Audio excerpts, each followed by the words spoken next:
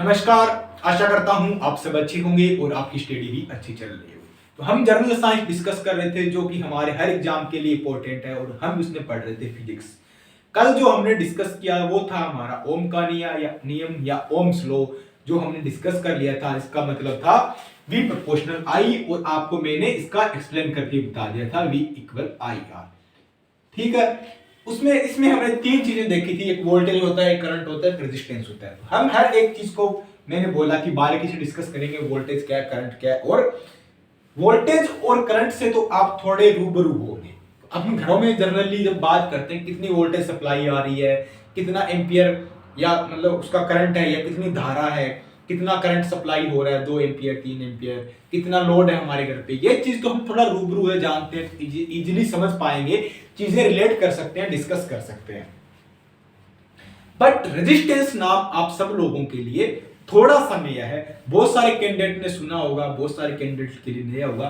तो पहले इसी को डिस्कस करेंगे। आर का मतलब एक, जब ये प्रोपोर्शनल का निशान गायब होता है तो उसकी जगह एक नियतांक आता है। नियतांक हमारा यहाँ क्या आ रहा है, आर आ रहा है, जो रेजिस्टेंस या प्रतिरोध है। क्या है, रेजिस्टेंस या प्रतिरोध है। ठीक है, रेजिस्टेंस या प्रतिरोध है, हिंदी में प्रतिरोध बोल सकते हैं। आप अपने नोट्स वगैरह बनाते रहे, इनको लिखते रहे, जो कि आपके हर एग्जाम में यहां से क्वेश्चन आता है, एक ना एक जरूर आता है। तो उसी को आज हम डिस्कस करेंगे। अब आपको बोलते हैं कि रेजिस्ट पूछ रहे, कोई रेजिस्टेंस क्या होता है भाई, प्रतिरोध होता क्या है। प्रतिरोध का मतलब, प्रतिरोध मतलब किसी चीज को रोकना। उसका रेजिस्टेंस का मतलब क्या है, रेजिस्ट करना, मतलब उसके साथ धक्का करना। वो बोलते हैं धक्का करना है कि जोर लगाना है, उसका अपोज करना है, मतलब उसके विपरीत काम करना है। आप जैसे अपन छोटे बच्चे को बोलते हैं ना, मत कर मत कर, जैसे कि वो शरारत करता होता है और हम बोलते हैं नहीं करना है, वो जानबूझ के करता है, हम बोलते हैं ये काम मत कर, वो फिर भी करता है। तो वो क्या कर रहा है, एक तरह का हमारी बात का रेजिस्टेंस कर रहा है, प्रतिरोध कर रहा है, विरोध कर रहा है, अपोज कर रहा है। तो वही तो है, इसका मतलब ही ये है। अब ये हमें कहां देखने को मिलेगा, क्योंकि आपको पता है यहाँ पे फिजिक्स के अंदर या कहीं भी मान लो आप, कोई भी चीज आइडियल नहीं होती है, मतलब एक तरह की आदर्श नहीं होती है। हर चीज की एफिशिएंसी बोल ले तो, दक्षता, उसकी एफिशिएंसी 100% नहीं आती है। कुछ ना कुछ लॉस तो होता है, उसमें हानियां तो होती है। जैसे कि मैंने आपको कुछ बात बोली और अब मैं बोलूं आपको इस बात को आगे पास करना है, कुछ उसको दूसरे पर्सन को बताना है, फॉरवर्ड करनी है। तो आप क्या करोगे, इसमें कुछ अपनी तरफ से मसाला ऐड कर दोगे। बोलते हैं नमक मिर्च मसाला ऐड करोगे कि सर ऐसा कुछ बता रहे थे, ऐसा ऐसा करके ऐसा होता है। तो आपने उसमें थोड़ा सा एडिंग ऐड कर दिया, उसमें कुछ मसाला डाल दिया, एक की दो लगा दी, बोलते हैं एक की दो लगा के बता दिया। आपको मैंने बोला कोई काम करना है, ठीक है, तो आपने उस काम को थोड़ा सा छोड़ दिया, ठीक है, ऐसा होता है ना। तो कोई भी काम 100% नहीं होता है, कोई भी, उसमें कुछ ना कुछ हानियां होती है। वो किसके कारण होती है, तो इसी तरह हमारा जो कंडक्टर है, जो हमारी चालकता है, इलेक्ट्रिसिटी है, इसमें हम हमारा प्रतिरोध क्या है, वो इसी तरह से हम समझ सकते हैं। अब जैसे मान लो ये एक वायर है, वायर है, ये क्या है, कंडक्टर है। वायर क्या है, कंडक्टर मतलब चालक है, ये चालक है।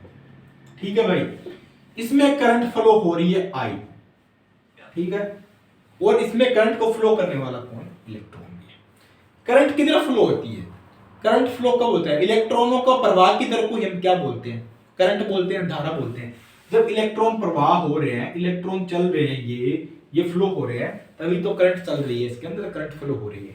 तो इलेक्ट्रॉन के विपरीत दिशा में जो करंट फ्लो होती है, अगर इलेक्ट्रॉन इस तरफ आ रहे हैं, इधर आ रहे हैं, तो करंट हमारी ऐसे इनके विपरीत दिशा में जा रही है, इस करके होती है। तो जो करंट का विरोध करता है ना, जब इलेक्ट्रॉन चलते हैं, आपस में टकराते हैं, प्रतिरोध करते हैं, एक दूसरे के साथ टकराते हैं, तो कुछ ना कुछ एक दूसरे में क्या होता है, प्रतिरोध उत्पन्न होता है। एक दूसरे का अपोज करते हैं कि हम जाने नहीं देंगे तेरे को, हम जाएंगे, हम नहीं जाने देंगे तेरे को। वो बोलते मैं जाऊंगा, वो बोलते मैं जाऊंगा, इस करके इनकी टक्करें होती है। तो वो जो इनका अपोज कर रहे हैं ना, वही तो प्रतिरोध है, वही तो रेजिस्टेंस है, वही तो आर है।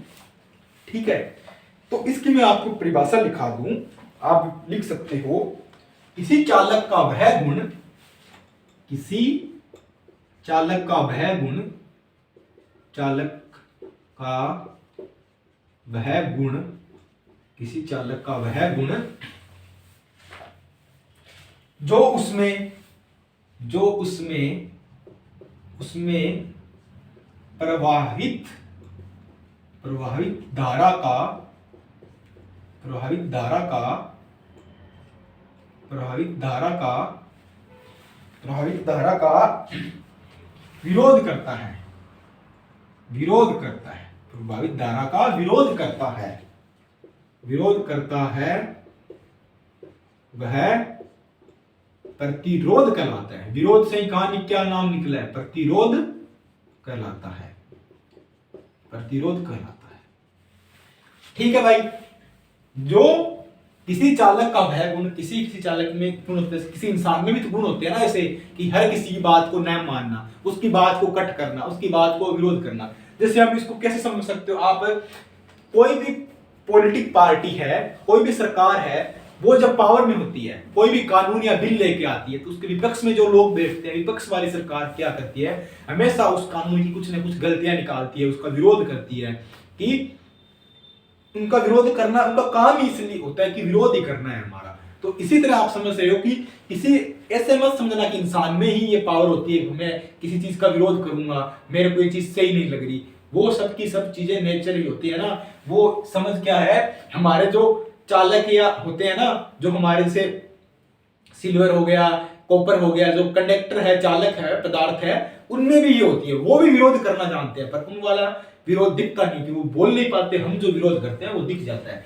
तो किसी चालक का वह गुण, उसमें प्रभावित धारा जो करंट फ्लो हो रही है, वो करंट फ्लो हो रही है, उसका विरोध करे, उसका अपोज करे, उसी को क्या कहते हैं, तो वह प्रतिरोध कहलाता है या रेजिस्टेंस कहलाता है। ठीक है, यहां तक हो गया। अब हमने V बराबर आई आर देखा था। अगर आपसे पूछे, ठीक है, V इक्वल क्या होता है, R पूछे आपसे, R का फॉर्मूला क्या, R बराबर क्या होगा, V अपॉन में I होगा। ये रेजिस्टेंस है, ये वोल्टेज है और ये करंट है। अब R किन किन चीजों पे डिपेंड करता है, R किन किन चीजों पे निर्भर है, क्या चीज बढ़ने पे रेजिस्टेंस का वैल्यू बढ़ेगी, क्या घटने पे घटेगी। तो रेजिस्टेंस किसका विरोध कर रहा है, हमारा R है, ये विरोध कर रहा है करंट का। इसका मतलब है रेजिस्टेंस ज्यादा होगी तो करंट क्या होगी, कम होगी।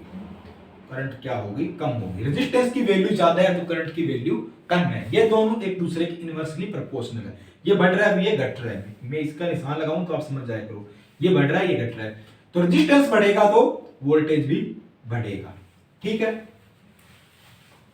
रेजिस्टेंस वोल्टेज के तो समानुपाती होता है। ये देख लो, आप इस फॉर्मूले से देखो, और करंट के साथ तो इनवर्सली प्रोपोर्शनल, वोल्टेज करंट के साथ तो घट रहा है। अब और किन किन चीजों पर रेजिस्टेंस डिपेंड करता है, जो जो कंडक्टर है इस पे किन किन चीजों पर डिपेंड करेगा। सबसे पहला क्या है, चालक का पदार्थ है उसकी प्रकृति पे करता है। पहला देखो, चालक के पदार्थ की प्रकृति पर। पहला यहां पे लिख लो आप, प्रतिरोध निर्भरता, कि प्रतिरोध किन किन चीजों पे निर्भर करता है। ऐसे करके लिख लेना कि प्रतिरोध निर्भरता, कि कोई चालक कंडक्टर, उस पदार्थ की प्रकृति क्या है, तो उसका प्रकृति पे भी प्रतिरोध निर्भर करता है। वो किस प्रकृति का, उसका नेचर क्या है। हर इंसान का नेचर होता है ना, वैसे इनका भी नेचर होता है, इन चालकों का भी। सिल्वर का अलग नेचर है, कॉपर का अलग है, एल्यूमिनियम का अलग है, सबका अलग अलग नेचर है। दूसरा, उनके ताप पे निर्भर करता है। 2 नंबर, चालक के टेम्परेचर पे, चालक के ताप पर। अगर चालक का ताप बढ़ेगा, ठीक है, टेम्परेचर के प्रोपोर्शनल होता है भैया रेजिस्टेंस।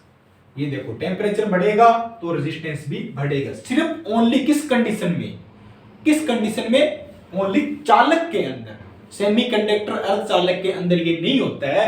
अर्धचालक के अंदर क्या होता है, ध्यान से सुनना और लिख लेना। अर्धचालक के अंदर होता है रेजिस्टेंस घटेगा तो टेम्परेचर बढ़ेगा।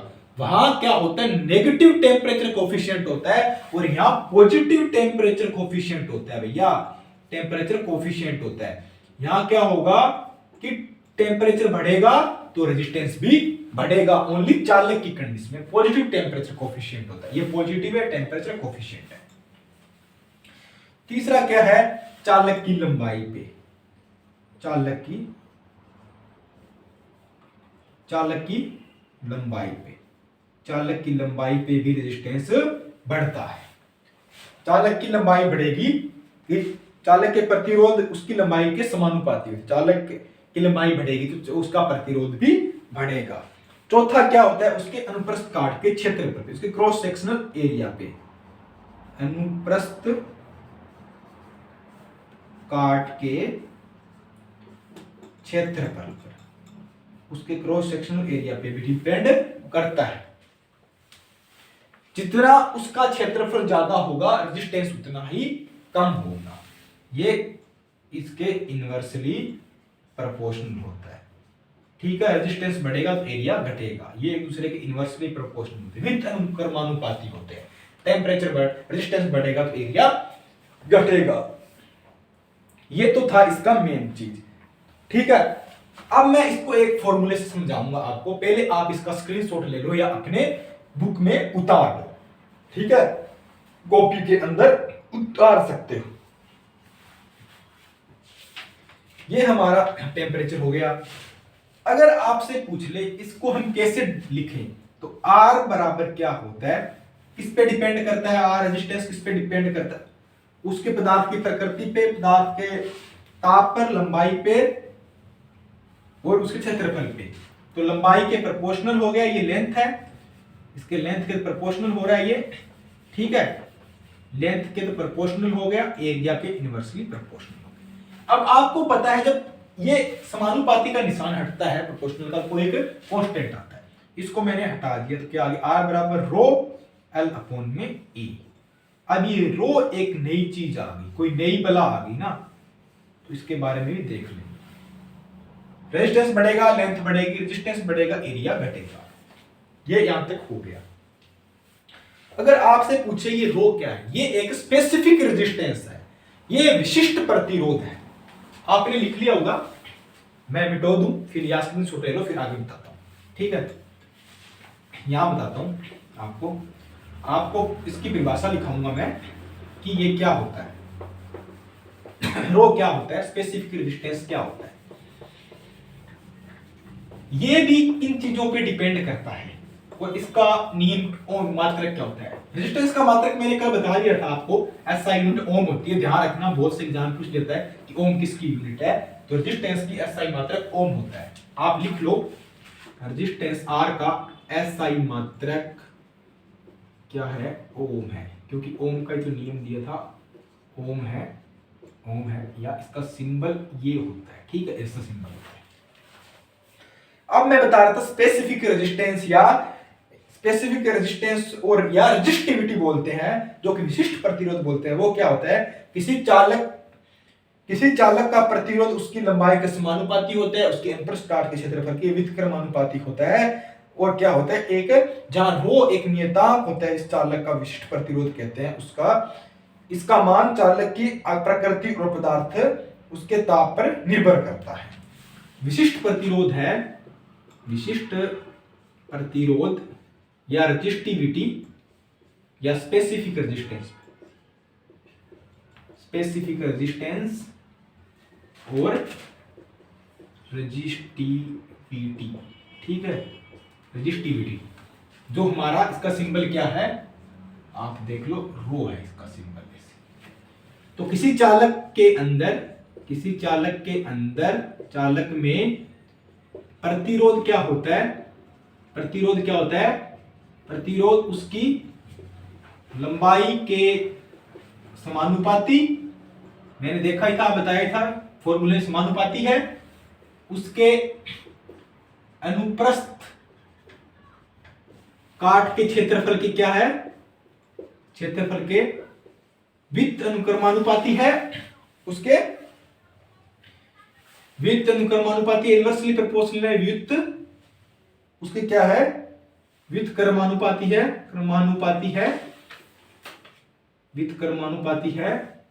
ठीक है भाई, व्युत्क्रमानुपाती है, ये देख लिया। रेजिस्टेंस के समानुपाती, अनुप्रस्थ काट क्षेत्र के व्युत्क्रमानुपाती है। ठीक है, तो जहां एक क्या होगा, R निकल रहा है, E हटाने के बाद रो निकल रहा है, वो क्या है, नियतांक है जो स्पेसिफिक रेजिस्टेंस है। उसी को चालक का उसे विशिष्ट प्रतिरोध कहते हैं। उस नियतांक को विशिष्ट प्रतिरोध कहते हैं। उस नियतांक को क्या कहते हैं? उसे विशिष्ट प्रतिरोध कहते हैं, या उस नियतांक को लिख सकते हो आप, नियतांक को विशिष्ट प्रतिरोध कहते हैं, जो कि पदार्थ की प्रकृति व ताप पर निर्भर करता है। निर्भर करता है। ठीक है, वह क्या करता है? पदार्थ की प्रकृति और ताप पे निर्भर करता है। ठीक है, तो आपसे पूछे कोई जो हम आपकी रेजिस्टिविटी है वो क्या होगी, हर एक पदार्थ या चालक की अलग अलग होगी। ठीक है, और इसका एसआई यूनिट भी अलग होता है। इसका एसआई यूनिट पूछे आपसे, रो का क्या होता है? ये रो है हमारा, इसका एसआई यूनिट क्या होता है? एसआई मात्रक क्या होता है? यूनिट क्या होता है? ओम मीटर या ओम मीटर इसका मात्रक होता है। ये आप याद रखना।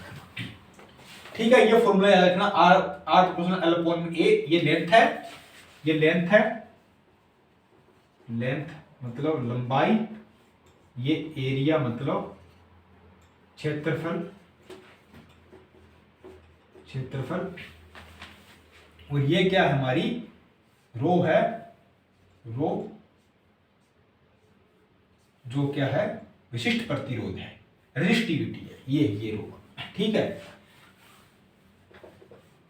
टेम्परेचर के प्रोपोर्शनल है, ये एरिया के इनवर्सली प्रोपोर्शनल। ये चीजें मैंने बता दी। तो यहां हमारा रेजिस्टेंस का जो मेन स्पेसिफिक रेजिस्टेंस को और रेजिस्टेंस का पार्ट खत्म होता है। उसके बाद इसके सीरीज पैरेलल है कि सीरीज में समांतर क्रम में कैसे जुड़ेगा, श्रेणी क्रम में कैसे जुड़ेगा, क्या फर्क पड़ता है श्रेणी में जोड़ने पे, समांतर जोड़ने पे क्या पड़ता है, और कुछ जो हमारे पदार्थ है उनके स्पेसिफिक रेजिस्टेंस या रेजिस्टिविटी और उसकी वैल्यू लिखेंगे, क्योंकि हर एग्जाम, बहुत सारे एग्जाम में स्पेशल पूछ देता है। उसमें मोस्टली हो गया कॉपर, सिल्वर और एल्यूमिनियम का ही पूछते हैं मोस्टली, इन चीज में से। तो वो हम याद करेंगे, वो हम कल वाली क्लास में डिस्कस करेंगे। तो ये हमारा आज का टॉपिक था रेजिस्टेंस का।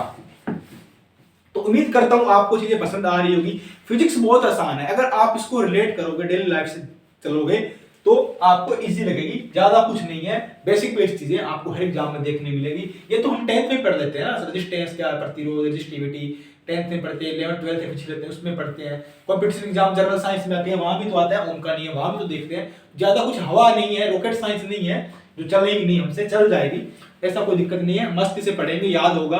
और जो भी ज्यादा क्लास को शेयर करना अपने भाई बंधु फ्रेंड सर्किल में, 9th 10th वाले सब लोग देखें, कॉलेज वाले देखें, एग्जाम कंपटीशन वाले देखें। और कोई डाउट है तो कमेंट में बता दिया करो। और कोई नया टॉपिक आपको जो डाउट हो आपको कि साइंस में ये पढ़ाना जरूरी है फिजिक्स में, तो वो कमेंट कर दिया करो, उसमें भी मैं बता दूंगा। तो मिलते हैं एक नई क्लास के साथ। आज के लिए इतना ही था। धन्यवाद। जय हिंद।